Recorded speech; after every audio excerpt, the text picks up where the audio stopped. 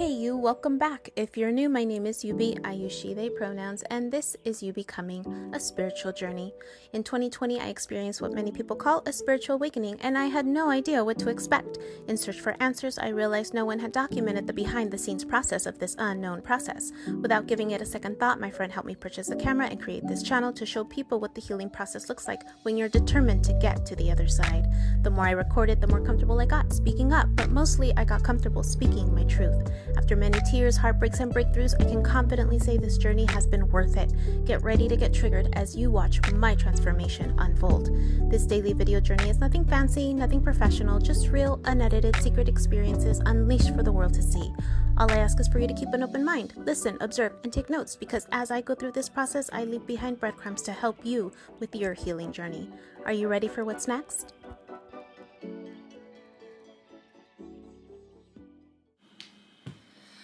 Still October 15th. So it's in the evening. I was supposed to, the day's not done. It's only 7. It's only 7. But, I was going to. So today was weird. I had clients that canceled. It's usually a busy day, but it wasn't. And I'm realizing that I'm waking up early. I don't know if I mentioned this. I'm waking up earlier. 5:30 is my first alarm. And then I have an alarm in the kitchen so that I can actually get out of bed to turn that one off. And then I'm up. That's a trick to get myself out of bed. But I'm noticing that it's easier for me to get up, even if I have less sleep. I think I might have mentioned it. So this whole element of what I need to do within the next week of the business, I was gonna do it after my last client, but my last client owns his own business. And every week it's about the tension that he experiences and stress, and I'm just for the most part listening, and in the beginning was a lot more listening and just kind of validating where he was at and what he was struggling with and what he was trying to do. A lot of it has been more stress management and how much I'm emphasizing the importance of sleep and self-care, basic self-care stuff. So then I said, well, let's entertain the idea, right, that you're so consumed during the week in this momentum of all the stress. I said, how much of that energy goes to the other extreme, right, of what is going good. He hadn't considered it. So that was the one thing. I think I'm going to mention it. At least in our session, that was going to be our focus. We were doing well. He was doing well.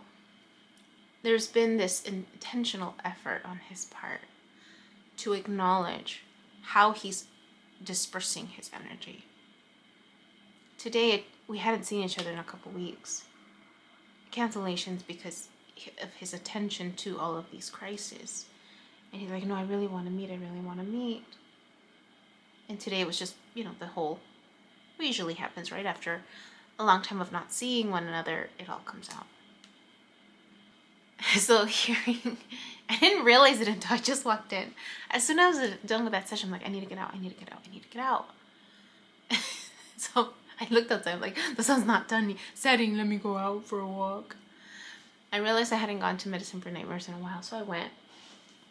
And, because Yubi, loves books, and starts books and never finishes them, right? I wasn't planning on buying anything, but here I go. So I found these two that seemed really interesting. Light and the Dark, Luz en lo Oscuro, Rewriting Identity, Spirituality, and Reality by Gloria y Anzaldúa.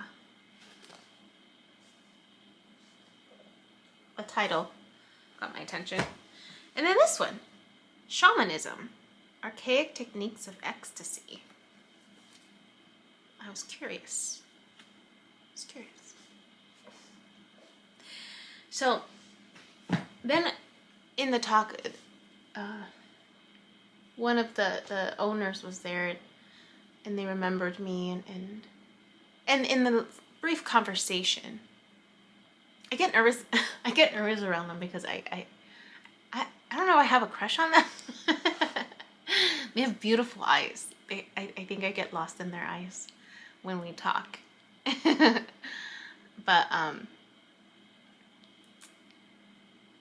But yeah, they were saying, I don't know what pronouns she uses, so I'm just gonna use they. But they were sharing with me that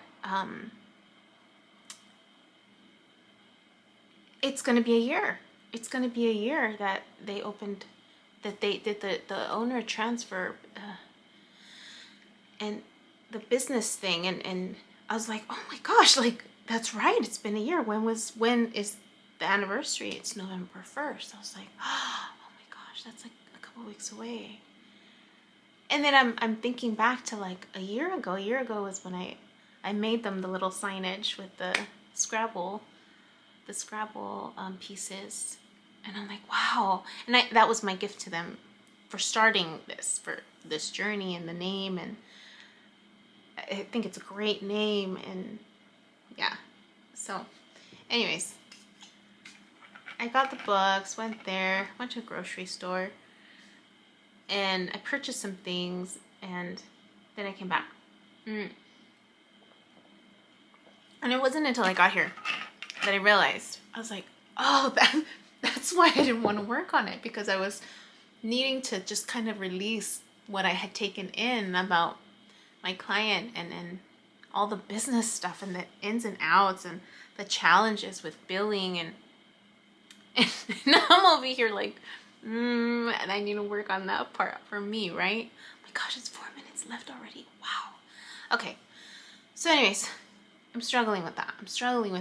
And I knew I was running away by walking away, but I'm just like, okay, I'll get to it. I know I'll get to it. It's just it's the detail stuff that I'm gonna have to like figure out, right? And figure out how to navigate it. And I'm being guided, so I'm not worried. It's just the actual doing of it. Like, like I'd rather be in front of the camera. Like I don't want to do the behind the scenes stuff. I mean, I'd rather be in front of the camera. I want to be in front of the camera. Like I don't want to do the behind. That's what I meant. I don't know if it came out that way. But anyways, during my lunch, I went for a walk, and earlier today, and so they have this noise pop event going on. So it's all these bands, and I'm looking at everyone's dress, and I was so excited to see it, and it totally didn't expect it. So I stayed there for a bit. I had like an hour or two because one of my clients canceled for lunch. And I was just so enamored by the life. It's really just the life, and people passing by, and the dogs that were coming up to me, and the children, and just the youth, and the, like, there were some clicks. Like I was like, oh, there's clicks, like, and the clothing, and I'm like, oh wow, people still wear that. Like stuff from my youth. I was like, oh, I love it here. It kept reinforcing this love. And I was fascinated with being able to see the band set up, because I'd never seen that before. I've been to 2 concerts in my life. One when I was 14, and it was not they, and they both weren't concerts that I picked. One, I was 14, it was the Alejandro Fernandez and Vicente Fernandez. Supposedly it was the last concert that they did together, but it wasn't, because I was 14, and that was in Tijuana. TJ, not Trader Joe's, Tijuana. The second one, I got invited by my B, and it was Enrique Iglesias. Again, not something that as much as I liked the music, it wasn't something that I would have naturally picked. I got invited to go. I said, sure, right? I was like 16 then, 16, 17. After that, the concerts that I attended were more like concerts in the park after it already started. I think the only other concert was that one I did, the third one. So I've been to 3. It was at the Rose Bowl, and it was for my birthday, and my sister had me pick. My sister and my sister-in-law had me picked, and it was the ABBA, the tribute to ABBA. Just three, with the third one being the one that I got to pick. That's so wild. So I was fascinated to see them. There were different bands, and just seeing how they were putting up the equipment. I was so fascinated, being reminded of how much I love music. And at one point I didn't like country. That was like a big no for me. And then my B was the one that introduced me to it, and I sat with it, and I was like, oh, it started growing on me, and I actually really, and so now I love all genres of music. But it reminded me of how much I love life. That's all. Just how much I love my life right now. And being able to find the passion in these moments. And the love in that. That's it. Bye. Hey you, thanks for watching. Check out the description box under each episode below for additional thoughts and helpful links like my website, www.youbecominghealed.com, where I've gathered what I've learned and created self-paced online courses for you to access to help you get started on your healing journey. Oh, by the way, did I mention that I have over 20 years of experience in education and mental health?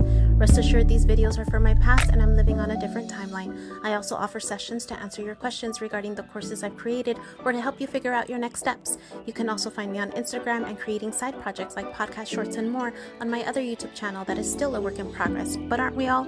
It's titled You Becoming Healed. Remember to click like, subscribe, and share the content if you found this piece of my journey helpful or just to show emotional support for someone who has chosen to live a transparent life that is never ending and always becoming. Until next time.